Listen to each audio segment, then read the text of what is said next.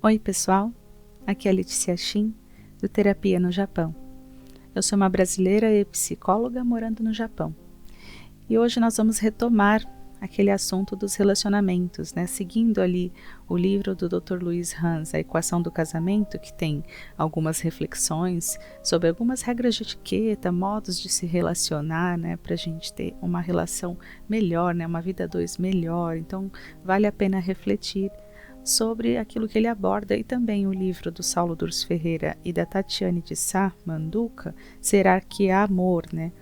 Que no final das contas nos ensina a amar melhor, né? Esta é a proposta, né? Renovar, renascer, recomeçar a vida a dois, lembrar, né, das atitudes amorosas, que é algo mútuo, né? Não é uma coisa que depende de um só. Então, às vezes é preciso refletir um pouco sobre as próprias atitudes, né? Lembrar da nossa capacidade de transformar, né, a nós mesmos e também a nossa relação com o outro. No livro Será que é Amor? Tem um momento que tem uma frase que diz assim: é preciso apostar num mundo mais amável, com a força do amor, e essa força começa em cada um de nós. Porque é preciso se perceber, né, se esforçar para amar melhor. Então, agora a primeira dica da primeira regra, né, de etiqueta de casal, segundo o Dr. Lewis Hans, vamos lá.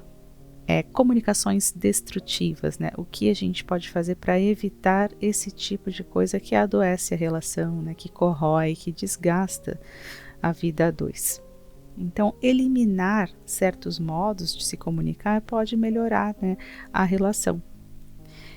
Às vezes você pode fazer um teste, você pode de repente começar a seguir uma regra e ver se dá resultado, né? O que acontece na relação, não em uma semana, né? Mas assim, testar pelo menos por 1 mês, 2 meses, para ver se a pessoa muda, porque às vezes o seu comportamento muda e aí muda também o da pessoa.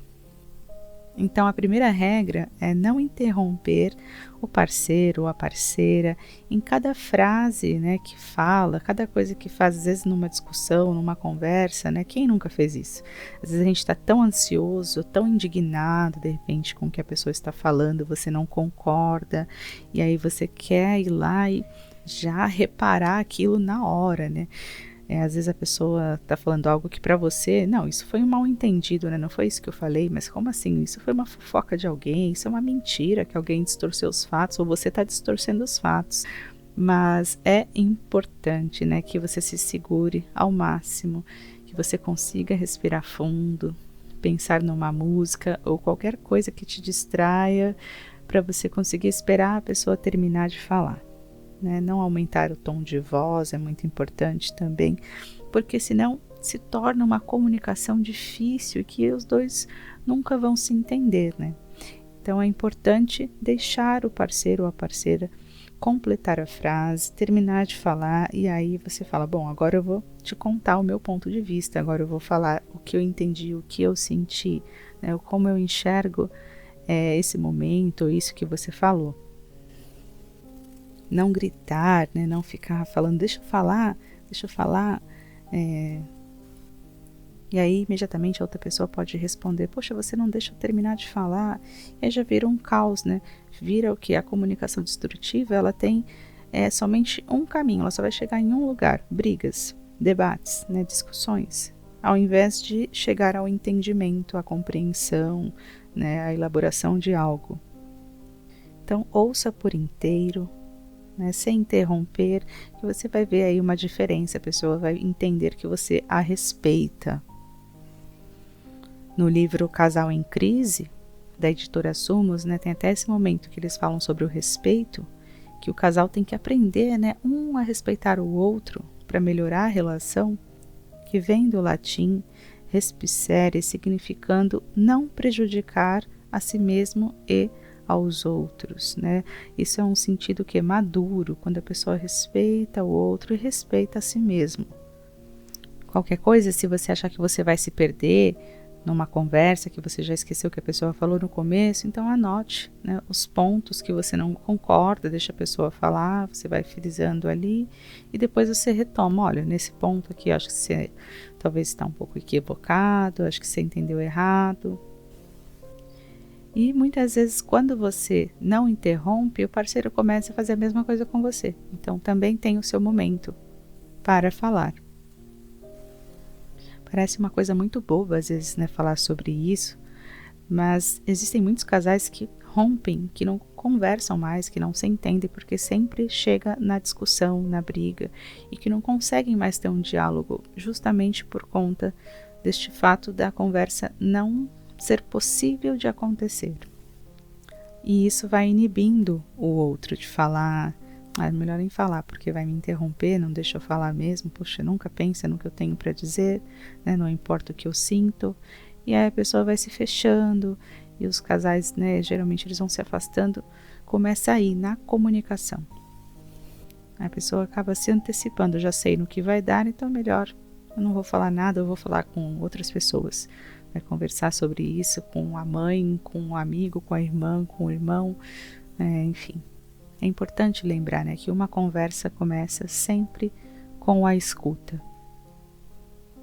E não uma escuta daquela maneira, de debochar, ficar virando os olhos, mordendo a bochecha, segurando as mãos para não brigar. Uma escuta de verdade, né, atenta, de uma maneira que esteja, né, com o sentido de compreender o outro. E a segunda dica é não praticar o famoso contra-ataque, né? Quando você fala alguma coisa ou o outro fala alguma coisa e você já quer atacar e lembrar de algo que você tem ali na mão para jogar na cara. Então, digamos que alguém se atrasou para um compromisso e aí você vai e fala, mas daquela outra vez, lembra quando você fez tal coisa? E eu também fiquei lá te esperando, porque fica parecendo uma vingança. Né? Fica parecendo que você fica guardando aquilo para usar a seu favor. E isso faz com que o casal também não chegue a lugar nenhum, né? Não se aprofunde. Porque estão sempre se atacando, sempre esperando a hora que eu também vou jogar, né, aquela divergência, aquilo que aconteceu, eu vou jogar agora aquele mal entendido que eu suportei. Isso acaba, né, esse contra-ataque acaba desgastando mais ainda a relação.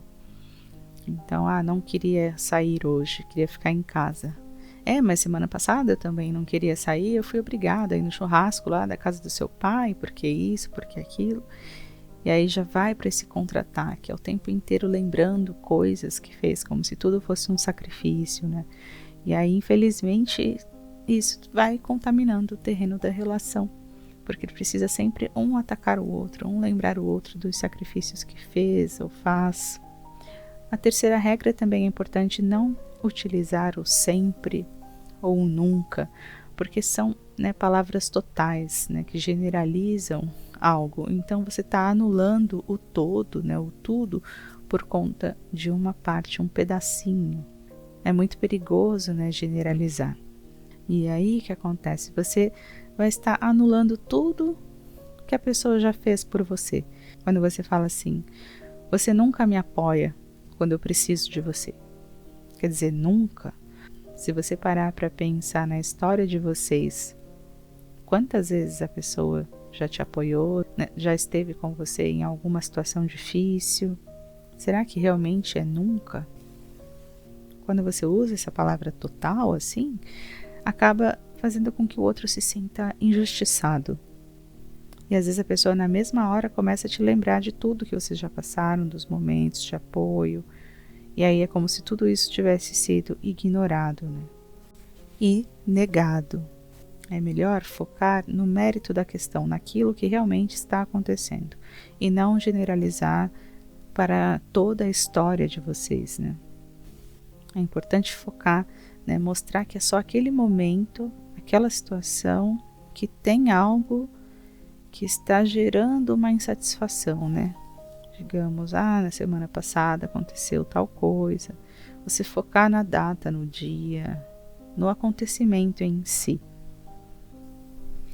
Não fazer comparações, nós já falamos isso num outro vídeo, né, para a gente não desqualificar o parceiro ou a parceira, querendo que se transforme no outro ideal, que é um outro que também não é real, porque você não conhece, mas você acaba às vezes comparando com o marido da amiga, ou a esposa do colega, do vizinho, da prima.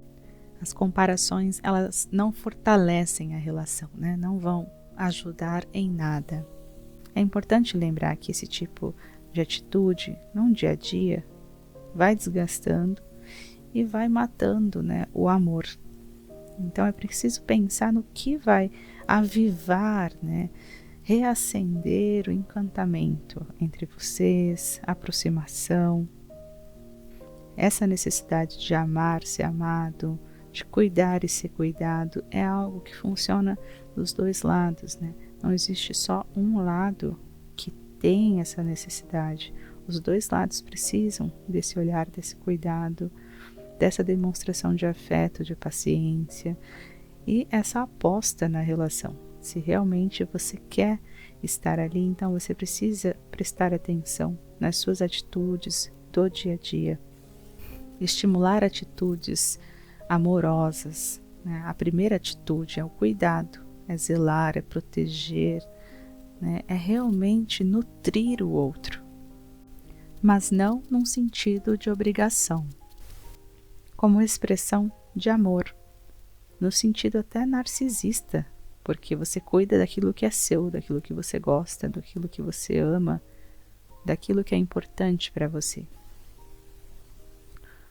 A atitude amorosa também é do respeito, respeitar os limites, as fronteiras do outro, né? Algumas coisas, né, alguns lugares que você não pode ir, que você não pode cruzar, né? Alguns sentidos que são perigosos, que vai machucar, que vai adoecer, que vai prejudicar o outro. Então, até aqui eu posso ir, acho que daqui para frente não. Porque é importante lembrar que o ser amado segue com uma individualidade, tem uma história, né? Uma história de vida, tem algo ali da essência da pessoa que precisa ser respeitado. Outra atitude amorosa é a da responsabilidade. Por quê?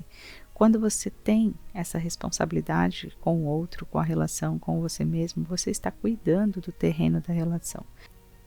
Você está preparado para amar, né? Você está se planejando, você está cuidando da sua parte existencial, da sua parte financeira, da sua parte psíquica, uma preparação, um cuidado deste lugar do amor.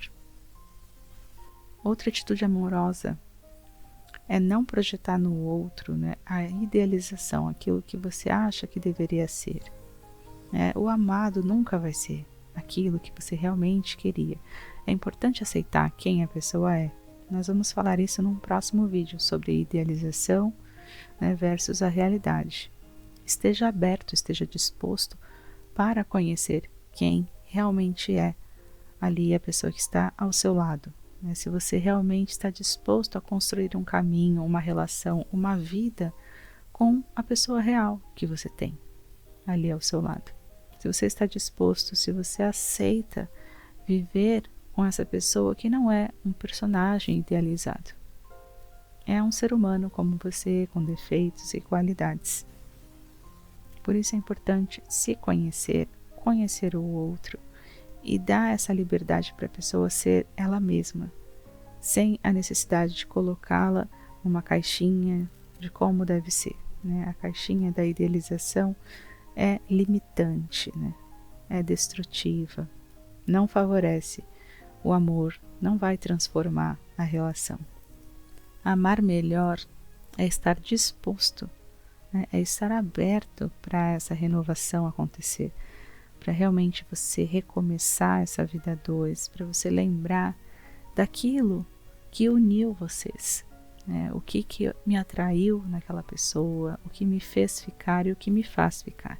Será que eu estou disposto ou disposta a continuar aqui? O que eu posso fazer para melhorar a nossa vida e para amar melhor? É possível reconstruir, transformar uma relação e recomeçar, incluindo essas atitudes amorosas, pensar antes de falar, e trabalhar a favor da relação.